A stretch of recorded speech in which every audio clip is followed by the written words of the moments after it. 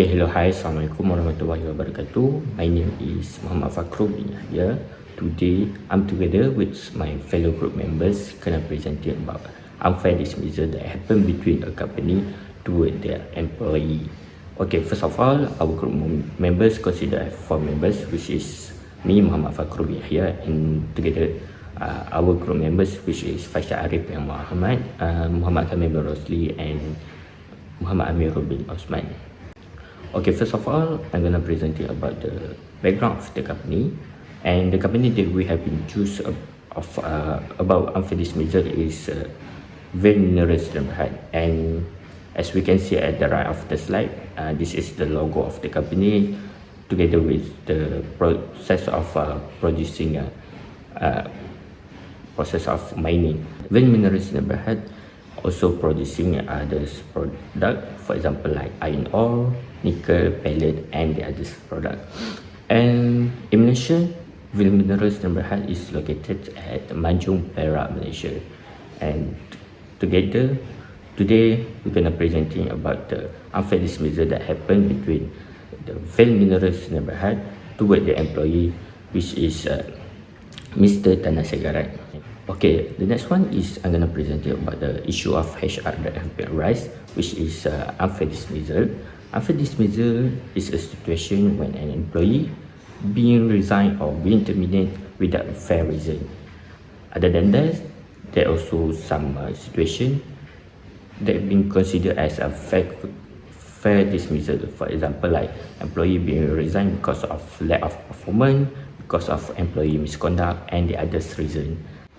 Other than that, there are also some situations that can be considered as automatically unfair dismissal. For example, like employee being resigned because of being paid at minimum wages, because of pregnancy, and because of maternity leave, because of parental leave, and the others reason that might consider as automatically unfair dismissal.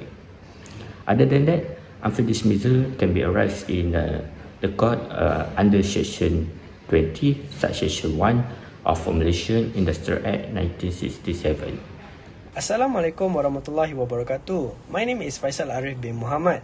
I will explain on part, objective and also finding, output and solution. The main objective of this assignment was to conduct a research toward any organisation in our country regarding industrial relation issues. The company that have been chosen is Vale Mineral Malaysia Sendirian Berhad. The company issue is unfair dismissal toward their employee. Second objective, to study on the process of law regarding the issues of unfair dismissal. Other than that, to determine on what act are actually related toward the case that arise on Vale Mineral Malaysia Sendirian Berhad. In the case of Tanah Segaran Si Munusami versus Vale Malaysia Mineral Sendirian Berhad, the court held that the mutual separation agreement was signed by the employee due to pressure. These are the brief facts of the case. The company said that his performance was poor and they gave him 2 options. First, sign a mutual separation agreement and take the payment that was offered. Second, get suspended for 14 days while a domestic inquiry was made on his performance. If they found out that his performance was indeed poor, they would dismiss him. And they gave him 24 hours to decide. He felt pressure, especially when he was reminded that his other option was a possible dismissal, which meant that he would get 0 compensation. Hence, he signed the agreement. And he realized later that he had been confused throughout the process and was forced to sign the agreement. He then sued the employer for unfair dismissal. Once the issue pointed out to the industrial court, firstly, they would have process of pre-hearing, which is the hearing is arranged in the form of a case during which the party will call their of each witnesses and evidence in support of their respective cases. Once the reason of dismissal had been given to the court, would investigate it first according to the evidence and they would decide either the dismissal is fair or unfair dismissal. Tanah Segaran Si Munusami would have to clarify that there was an unfair dismissal. Besides that, Unless Tanah Segaran Si Munusami is successful in convinced that there was an unfair dismissal, then Vale Malaysia Sendirian Berhad must clearly show that the dismissal was with just cause or excuse.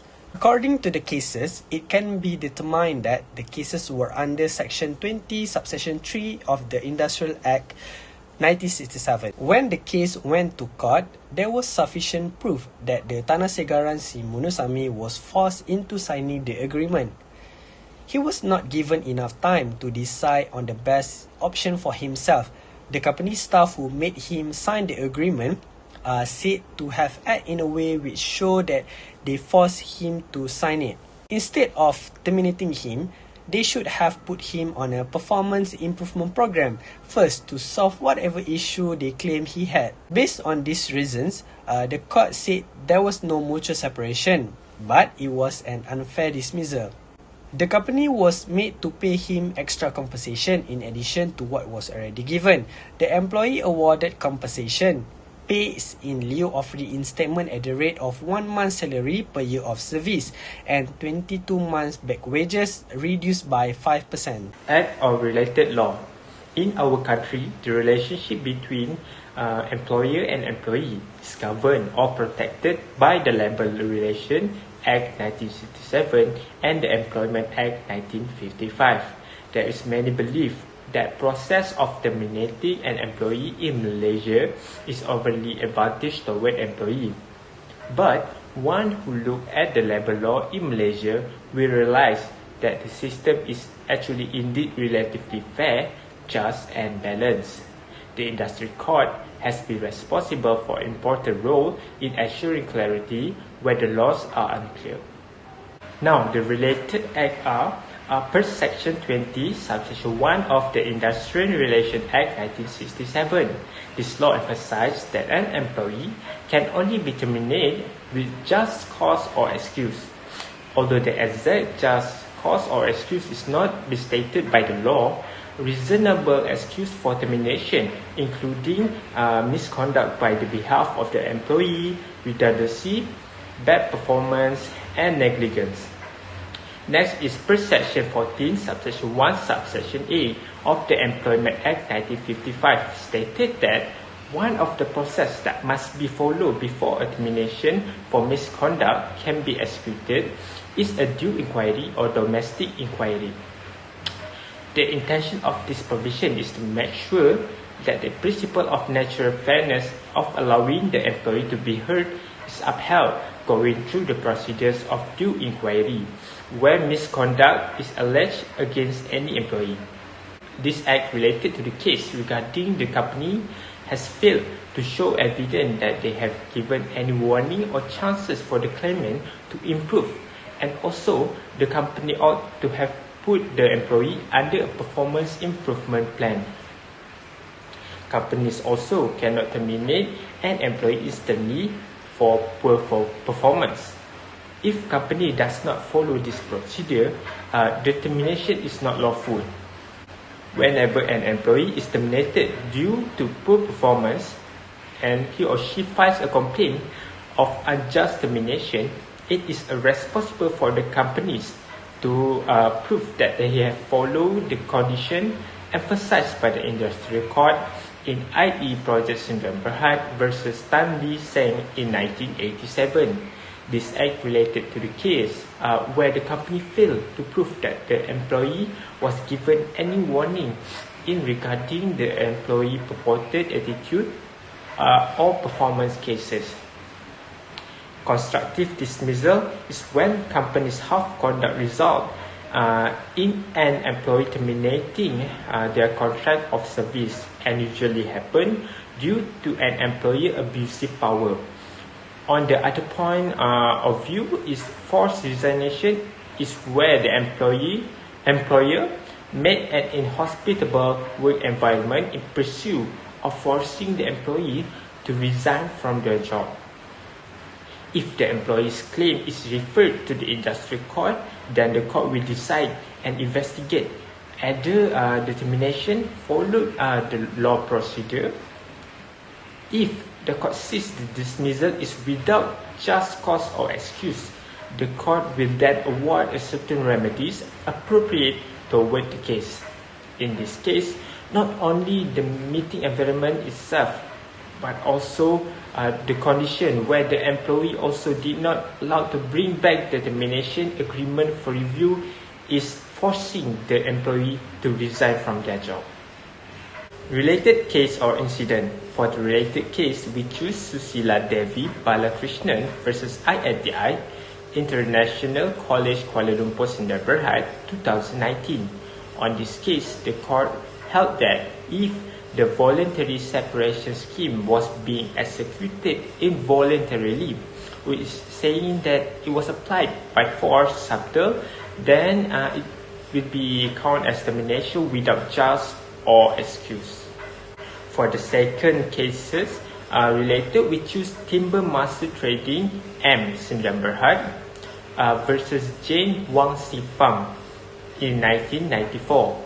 On this case, the court stated that it is the responsibility of the court to decide whether the termination had been mutually agreed between parties involved.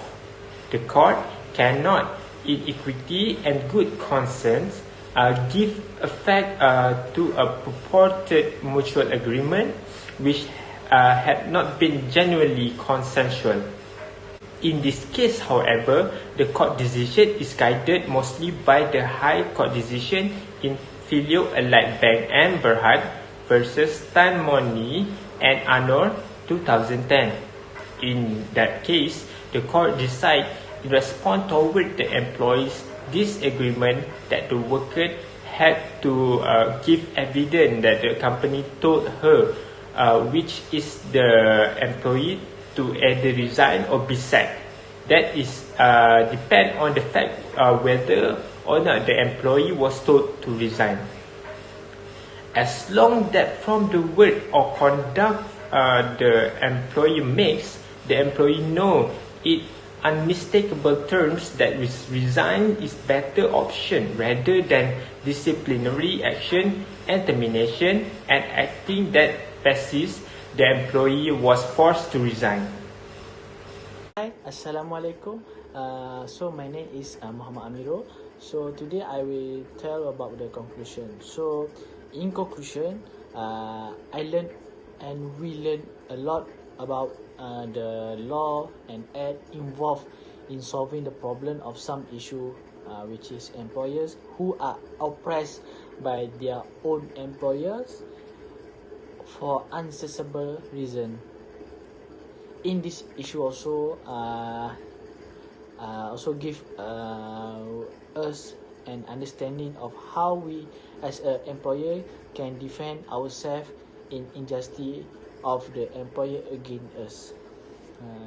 This article also give us many examples and lesson to use about the labor law and teach us to defend ourselves as employers in the future.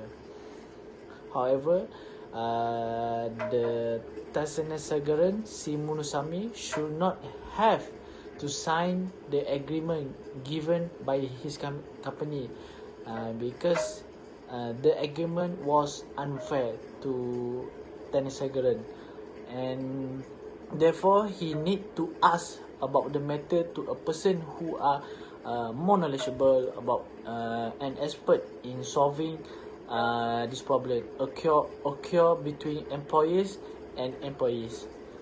In finishing this assignment also, we also feel proud and gain more knowledge about the labor law, because this assignment teach us a lot of opponent our mind to be a good person and to be a good student, and to we use this knowledge to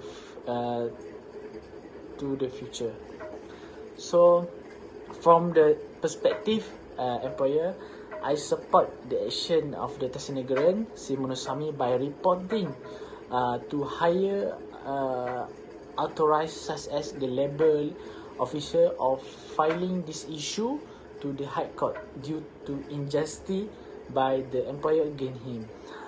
And then this should be done because to avoid oppressing and injustice of the employers in serving their employer. And according this, I also support the action of Senator Geram Munusami again his employers for the prospective employer. And then I think company which is Vale Mineral Malaysia Sdn Bhd should not treat his employer, which is Tan Senagaran Si Munusami, unfairly because he did his job okay, and as long he served in the company. And also for my suggestion, I suggest that all workers in Malaysia who are working now should be aware of their human right in doing work in Malaysia, because this is very important to prevent workers in Malaysia from being oppressed and not treated fairly in an employment company. In addition, the government also must also play a role in carrying out the responsibility to review and improve labor law in Malaysia in a better direction over time to ensure that the implement of a job does not conflict with the law that have been set for worker in Malaysia, because this it play an important role in producing quality worker and developing the Malaysia economy toward a better future. Okay, and then so for the last is the limitation. Also we got a limitation in doing this assignment, which is we have some obstacles and difficulty in completing this assignment amount. Then is the we took a long time to understand and find labor law that related to this issue, which is experienced by Hana Sagaran Si Munusami versus Vale Malaysia Mineral Sdn Bhd. However, we work hard and try our best in solving this problem we face while preparing the industrialization assignment. So we also feel grateful and feel very okay in completing this assignment given, because our report and our assignment are seen and discussed by our lecturer, which is Dr. Yahya binti Muhamad. And we also want to say thank to him for helping us in completing this assignment. So I hope this can give us a more experience and more knowledge to we use to in future. Okay, so that's all from me. Thank you.